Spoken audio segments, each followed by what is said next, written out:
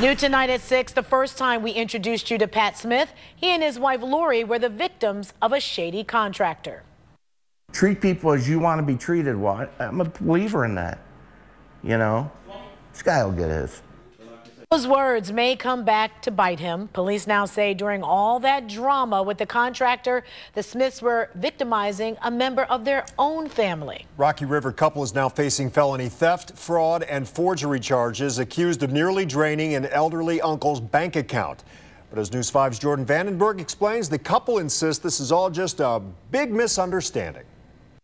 Police and prosecutors have accused them of the unconscionable, spending hundreds of thousands of dollars from a family member's bank account while he was in a nursing home. But Patrick and Lori Smith say those expenses came with their family member's blessing. Hard to come by, easy to lose. Trust is a fickle thing. For Patrick and Lori Smith, that life lesson came courtesy of a disgraced contractor. We trusted this guy, and he just did nothing but take advantage. Perhaps the statement is ironic now, especially when you consider how police believe that project was financed. They didn't waste any time. I mean, once he was there, they took full advantage of his inability, or actually his trust in them, to monitor and make sure that he was taken care of. The Smiths were victims of a botched home remodel by a man who would later be charged with stealing another client's money. But now, the Smiths are accused of stealing a family member's money.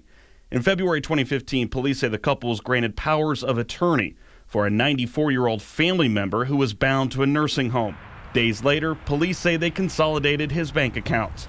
Although the power of attorney agreement forbid personal expenses, police say over the next 3 years, the couple spent $800,000. We're hell-bent for election to spend what they could. Eventually bleeding the man's savings dry.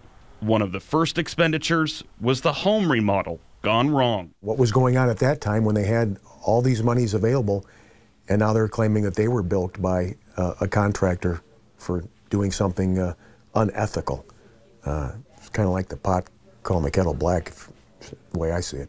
There was a reason for these things that happened. Police believe the Smiths presented forged documents to prove the charges were allowed under the agreement. Patrick Smith did not contest the expenditures, which included QVC shopping trips and sports tickets. However, he maintains every expense came with the permission of his wife's uncle. They called him from the bank and he gave the okay right then.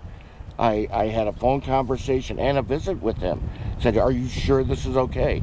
We went over it with the bank numerous times. "Are you sure these things are okay?" That's a statement in futility. And very rarely, if at all, in 38 years have I seen anybody say, "Go ahead, here's $2 million, spend it as you like." Not under these circumstances.